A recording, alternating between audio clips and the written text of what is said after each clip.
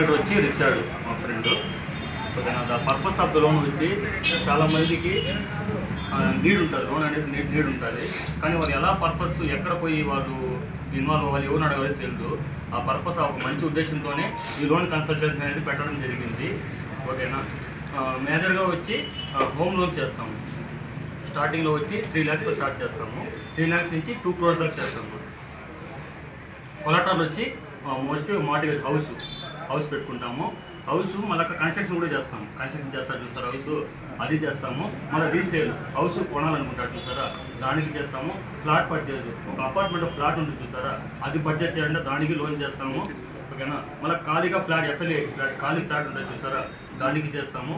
మళ్ళీ మేము ఇంకా కొన్ని లోన్స్ వచ్చి సర్చ్ చేస్తున్నాము. ఈ vehicle loans, 2 wheeler loans, auto loans, ఈ యొక్క కంపెనీని అంతా కూడా మేము 1 weekలో అప్రోచ్ అయ్యి ఈ లోన్స్ కూడా మా దగ్గర అవైలబుల్ ఉండేలాగా చేస్తాము. కమిషన్ బేసిస్ చేస్తాం. పర్సనల్ లోన్స్ కూడా చేస్తాము. డీకేటీ అడిగారు కదా, డీకేటీ చేస్తాము. కానీ డీకేటీని ప్రాపర్గా డాక్యుమెంటేషన్ అవుతా ఉంది. ఇప్పుడు ఒక సర్వే నెంబర్, ఇప్పుడు పోయి రిజిస్టర్ ఆఫీస్లో పోయి డాక్యుమెంట్ రైటర్ మీరు కలిసారంటే వాళ్ళు మీకు దాన్ని ఒక సర్వే నెంబర్ మెన్షన్ చేసి డాక్యుమెంట్ చేయించేస్తారు. అంటే దాంట్లో 20% ఉంది. దాన్ని కూడా అప్రోచ్ చేసి ప్రతి ఒక్కరితో మేము డైరెక్ట్గా మేము 100 కంపెనీ పోయి వాళ్ళు అప్రోచ్ అవ్వలేరు. కానీ మా ఒక్క దగ్గర అప్రోచ్ అయితే మేము ఆ 100 కంపెనీలో ఎక్కడ అది వాళ్ళకి ఎక్కడ లోన్ దొరుకుతుందో అక్కడ పోయి మేము చేయిస్తాము. పర్సనల్ అంటే ప్రజెంట్ వచ్చేసి శాలరీ బేస్ చేసుకుని పర్సనల్ ఇస్తాము.